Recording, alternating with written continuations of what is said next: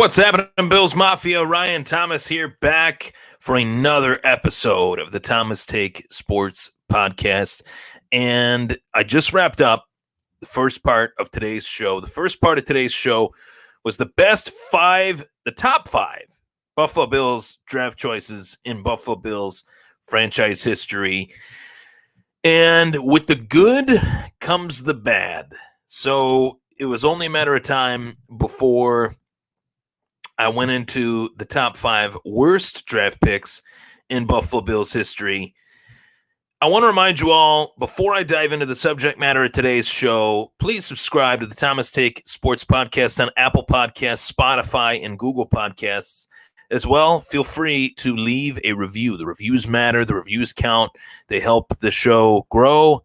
And it also allows me to interact with you guys, interact with whoever is tuning in and where you found the show and all that stuff.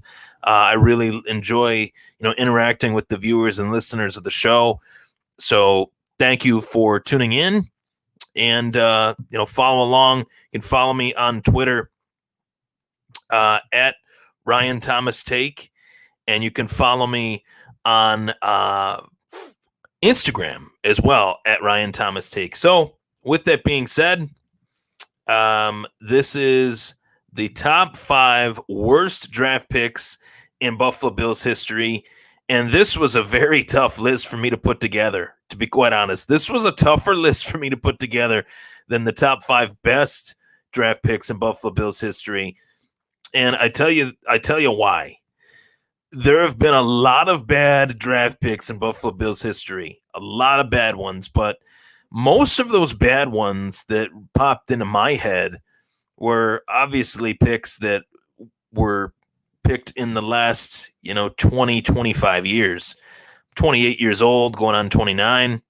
So those are the picks that really, stand out in my mind as far as picks that were really, really bad. Those picks are the ones that really stand out. So this list is comprised of picks that happened back in the day, that happened recently, within the last, 10, 15 years. I want to start off with the first pick out of these top five, and that's none other than John McCargo. At the time, Marv Levy was the general manager, this rookie GM of the Buffalo Bills, brought back into the organization. The once legendary head coach of the Buffalo Bills was brought back into the fold of things, was named the general manager of this team, and in 2006 drafted Dante Whitner, a safety out of Ohio State, and then traded back into the first round for a defensive tackle, I believe out of South Carolina or NC State, in John McCargo. And McCargo was one of the worst picks, I think, in Buffalo Bills franchise history for the simple reason that not only did he not produce, not only did he not really show much of anything in terms of his NFL career with the Buffalo Bills, but the Bills traded back into the first round to go get him. So you're trading back into the first round to get a player that you think, when you do that, when you go back in the first round to take a player, that player you're hoping is like an immediate impact guy. You're hoping that he's a player that can come in, be that difference maker, be that force to be reckoned with. And John McCargo was none of the above. Wasn't an immediate difference maker, wasn't a force to be reckoned with, and fizzled out, in a short amount of time with the Buffalo Bills. So that to me is one of the worst, draft choices in Buffalo Bills history. And the fact that Marv Levy made that draft choice to go back into the first round and take John McCargo out of NC State. He bounced around. He went from Buffalo to Tampa Bay to the Chicago Bears and never really seemed to find his footing. And the thing that's really weird about it with John McCargo is that he played on the same defensive line as Mario Williams at NC State, I believe.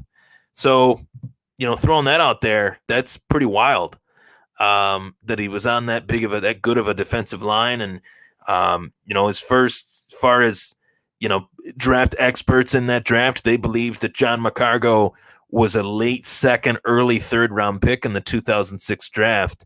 And I remember the shock on the broadcast booth when it was, Buffalo is hopping back into the first round and make this trade. They take John McCargo. I remember Mel Kiper. Who's the other guy? Chris Mortensen, and some of the other guys on the desk at that time for the NFL draft in 2006 thought that John McCargo was just such a reach and such a terrible pick. And it turned out that they were right. So John McCargo is on this list in the top 5 worst draft picks in Buffalo Bills history. I have to go to the next one, and this one really stings. In 2010, the Buffalo Bills selected a defensive tackle in the second round of the 2010 NFL draft, of course, by the name of Torrell Troup out of the University of Central Florida. He was looked at as this big-bodied, 6'3", 330-pound, defensive tackle that the Bills general manager at the time, Buddy Nix, believed that the Bills needed that defensive tackle that could be that cog in the defensive line, could bring a run stuffer type pressure that was sorely missed on this Buffalo Bills defensive line.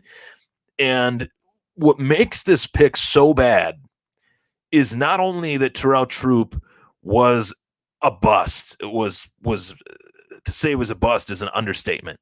But when you look at who was picked shortly thereafter in that second round of the 2010 NFL draft, a guy by the name of Rob Gronkowski was selected shortly after the Bills selected Torrell Troup. And Rob Gronkowski, not only, in my opinion, could be held in high regard as the greatest tight end in NFL history, but was from our own backyard, was from within Western New York, played at Williamsville North, went to Arizona, broke a bunch of single-season records as a tight end there. Then, I did have that back injury, which bumped him out of the first round, but, this was a guy that Buffalo needed too. I mean, they never had they still haven't had a tight end nearly as athletic as Rob Gronkowski.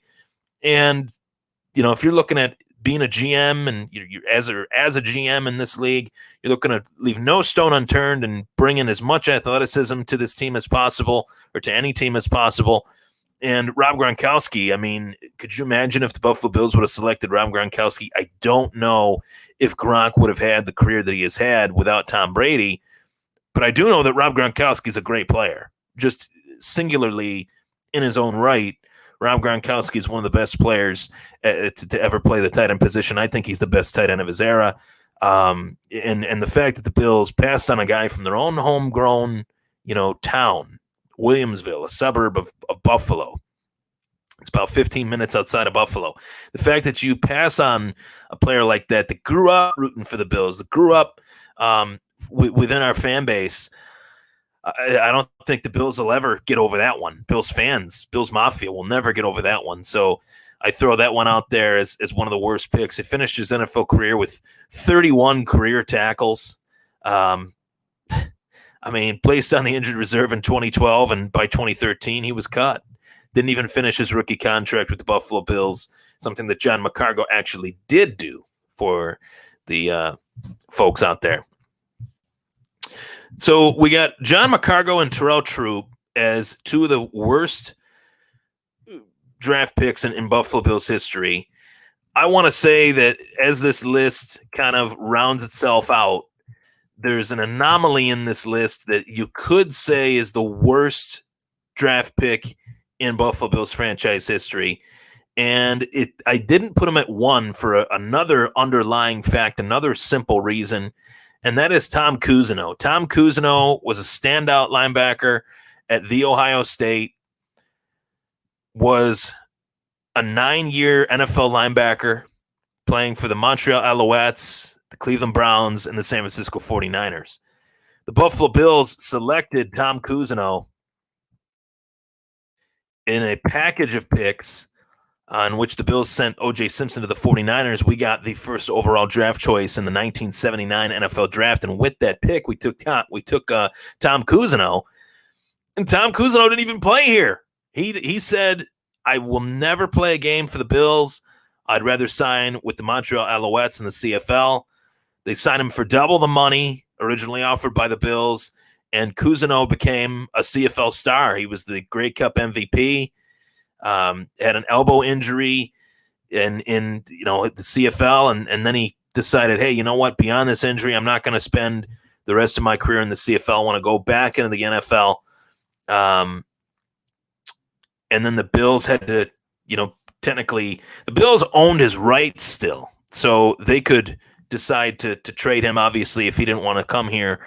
And that's what they did. They traded him with the Cleveland Browns, and with the picks that they were able to accrue from the Cleveland Browns, they got a first-round draft choice plus a second-round draft choice in subsequent years. That first-round draft choice was from the 1983 NFL Draft, and with that pick, the Buffalo Bills selected none other than Jim Kelly. So it was a great, trade-off in the sense that you take a player with the first overall pick in 1979, and then a few years later, you get a first-round draft choice. With that first-round draft choice, you take Jim Kelly. So I can't say that Tom Cousineau is the worst draft choice in Buffalo Bills history. Despite the fact that he didn't play for us a single down, he helped us get arguably the best draft pick, who was listed as the best draft pick on my top 5 best draft picks list that I released today. So Tom Cousineau, the third worst draft pick in Bills history, but was a part of the reason why we got the best draft pick, in my opinion, in Buffalo Bills history, in Jim Kelly. So back when the Buffalo Bills were at this point where their franchise was on a downslide, due in large part to the fact that you didn't have Bill Polian anymore, you didn't have Marv Levy anymore, you didn't have that GM head coach tandem that helped provide so much success. John Butler was gone. In come Tom Donahoe and Greg Williams, and with that, they took a tackle out of the University of Texas by the name of Mike Williams. Big Mike Williams, 6'8", 330 pounds, was looked at as one of the better 2 tackles in the draft, along with Bryant McKinney. And the Buffalo Bills selected Mike Williams 3rd overall, passing on McKinney for Williams. It's safe to say that Bryant McKinney was a far better NFL pro than Mike Williams. Mike Williams fizzled out in Buffalo, was listed as a left tackle that only lasted at left tackle for a very short time. Buffalo tried to move him to the inside at guard. No results there, no success there. Mike Williams ends up going to Washington, bounces around, and ends up being out of the NFL shortly thereafter. In terms of what he brought to the Bills, it was little to nothing for a 3rd overall pick. Fourth overall pick in the NFL draft in 2002, to play here from 2002 to 2005, and then go from there. You see how the draft process really failed Mike Williams. Pre-draft, because of the fact that Chris Sims was the quarterback at Texas, he was left-handed. Williams was projected as a top prospect for left tackle, and obviously the left tackle position is considered to be one of the most important, or the most important position along the offensive line. But a natural left tackle was Bryant McKinney, who was playing left tackle, the blind side of the U's quarterback at that time, whereas Chris Sims was left-handed. So it's the equivalent of Mike Williams was essentially playing right tackle as a left tackle, despite the fact that he was projected as one of the better, left tackles in the draft. There were a lot of other factors that played into it. Coming into training camp, he was out of shape, was overweight. They tried to move him to guard. Then he lost his job to Jason Peters, who ended up becoming an All-Pro, possibly a Hall of Famer in his own right, and really just not a good draft choice, to say the least. So Mike Williams remains my number 2 worst draft pick in Buffalo Bills history. And number 1, I don't think it gets much worse than this player. And I remember being in high school at the time. A lot of people asked me who I wanted the Buffalo Bills to take in this draft. And this draft goes back. So if I was in high school at the time, I believe this was 2008. I will use Pro Football Reference as a key here to look this up. because I don't have it in front of me. It was actually 2009. So 2009, I was a sophomore. No, I was a senior, or yeah, I was a junior that year. Summer of 2009, spring of 2009. I was a junior in high school, and a lot of my buddies would ask me, who do I think the Bills should take in the first round? They had a top 12 pick. They needed a linebacker. They needed a defensive end. They needed a guy that could do a little bit of both. There was a guy by the name of Brian Arakpo out of Texas that I really liked. But Buffalo went in a different direction, as they always did back then. The number one worst draft pick in Buffalo Bills history, in my opinion, is none other than Aaron Maybin. To me, it just can't get much worse than Aaron Maybin. And here's why.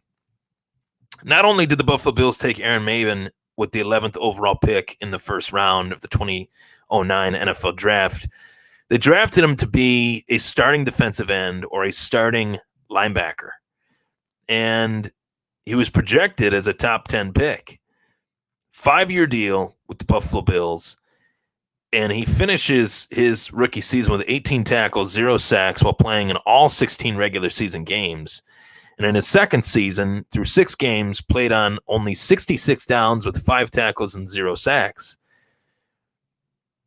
Right then and there, shortly thereafter, he was listed as a player that was waived by the Buffalo Bills. And I remember when he was waived, and the media talked to Buddy Nix at the time about, releasing Aaron Maybin. It was a big story due to the fact that he was only a first-round draft choice for Buffalo 2 years prior.